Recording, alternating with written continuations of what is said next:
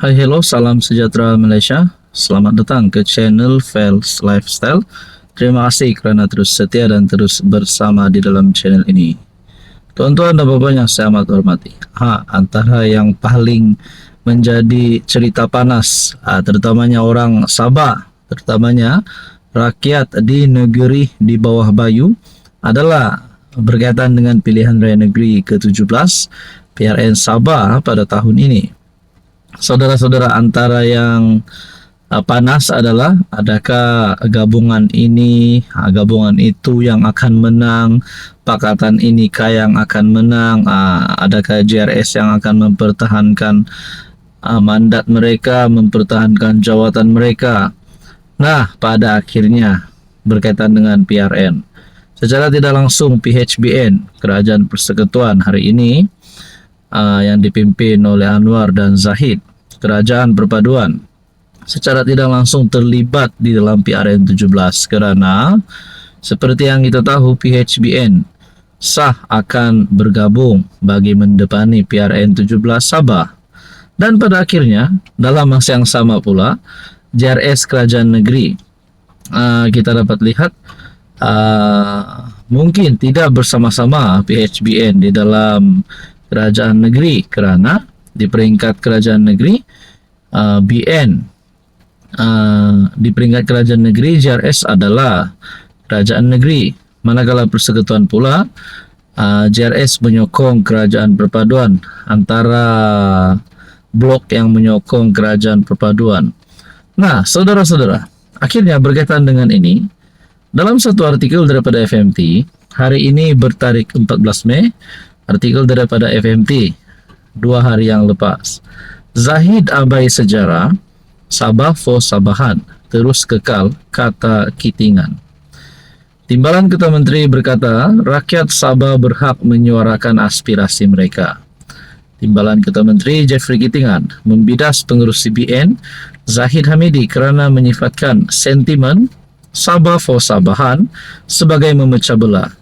Kitingan berkata, kenyataan timbalan Perdana Menteri itu mengabaikan sejarah, memesongkan fakta dan mengetepikan kehendak politik sah rakyat Sabah. Katanya, rakyat tidak memerlukan kebenaran atau pengesahan pimpinan persekutuan menuntut apa menjadi hak mereka, sambil menambah Sabah tidak pernah menjadi negeri, tetapi rakan setaraf bersama Sarawak dan Persekutuan Tanah Melayu. Berdekad lama, Sabah dilayan seperti koloni, sumber dengan suara kami disekat. Putrajaya secara sistematik meluraikan semangat Perjanjian Malaysia 1963, menghakis kedudukan kami dalam perlembagaan dan mengabaikan keperluan pembangunan kami. Jadi saudara-saudara, dengan kenyataan Zahid Hamidi sebelum ini yang mengkritik sentimen Sabah for Sabahan sebagai memecah belahkan dan tidak membawa manfaat, kerana Sabah sebahagian persekutuan dan hubungan erat dengan Putrajaya adalah kunci kepada kemakmuran serta pembangunannya. Presiden UMNO menegaskan kita semua rakyat Malaysia. Tapi akhirnya Jeffrey Kitingan sebagai timbalan Ketua Menteri mengeluarkan kenyataan Zahid adalah sebagai abai sejarah. Slogan Sabah for Sabahan terus kekal, kata Jeffrey Kitingan. Adakah ini boleh membawa kepada penarikan sokongan daripada JRS kepada Kerajaan Perpaduan pada PHBN hari ini? Nah, saudara-saudara, berkaitan dengan ini apa komen anda? Hello semua, salam sejahtera Malaysia. Selamat datang ke channel Fels Lifestyle. Terima kasih kerana terus setia dan terus bersama di dalam channel ini.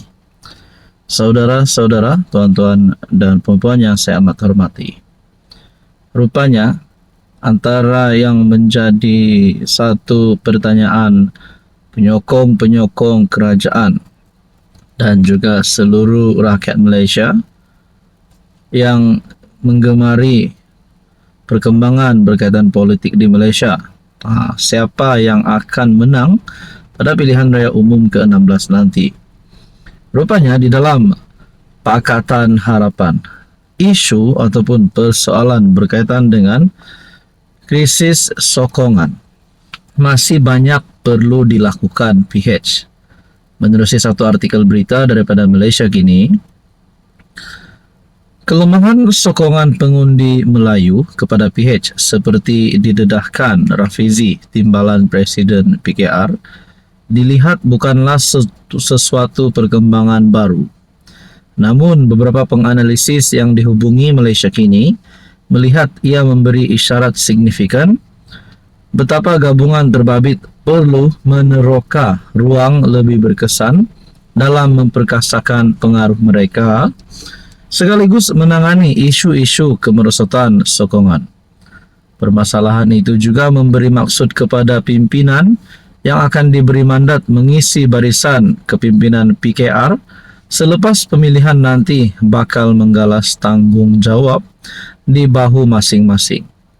Penganalisis politik Profesor Madya Muhammad Yusri berkata, pendedahan dinyatakan ahli Parlimen Pandan itu juga selari dengan dapatan dan analisis pihaknya sebelum ini.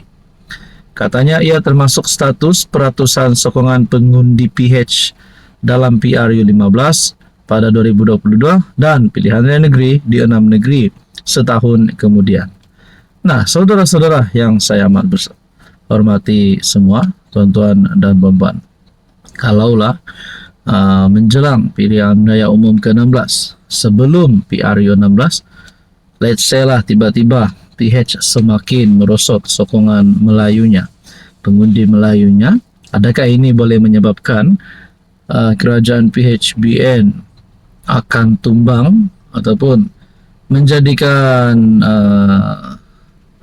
sokongan BN terhadap PH kerajaan hari ini akan diputuskan, ataupun mungkin Anwar Ibrahim boleh kalah, PH boleh kalah, beberapa kerusi boleh hilang, beberapa kerusi bagi pilihan raya umum ke-16 nanti. Nah, ini yang menjadi pertanyaan dan satu perkara yang pasti menjadi yang paling ditakuti oleh penyokong-penyokong PH. Menurut Rafizi, sokongan Melayu terhadap PH berada pada 27% setakat April tahun ini, meningkat sedikit daripada 20% pada Ogos 2020. Muhammad Yusri berkata PH perlu segera memperkasa parti bernuansa Melayu dalam gabungannya seperti Amanah, selain memperkasa hubungan strategik dengan parti berpengaruh Melayu. Contohnya, kata Muhammad Yusri, melalui kerjasama dengan UMNO sekarang, PH juga perlu kekalkan semaksimum mungkin undi teras Melayu sedia ada dengan polisi-polis ekonomi dan pentadbiran yang mesra Melayu. Contohnya, antara segmen Melayu yang sokong PH sebelum ini ialah kumpulan kelas menengah dan ke atas termasuk T20.